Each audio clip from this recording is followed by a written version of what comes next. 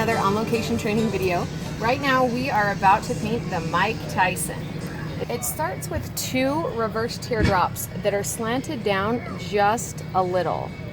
So we go 1, 2, and we're gonna do a half circle coming forward, and you want it to end about where the eyebrow is. Now getting a really good load is gonna be essential, and load your brush all the way up to the ferrule. We're gonna do the same stroke we just did, only we're gonna do it up above his eyebrow.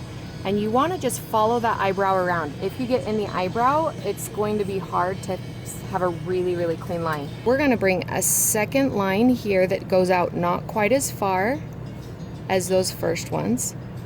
And then we're gonna curve and pull a swirl.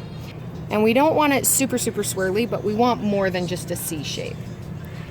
Now, when you're doing tribal, it's important that the same width that your thickest part of your line is about the same thickness as the empty space. And if you need to slow down so that you get clean lines in the hair, then go ahead and do that.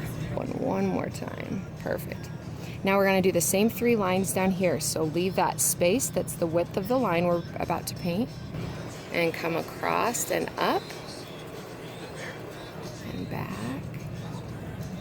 And then one more pulling from that curl over. And that is the Mike Tyson tattoo.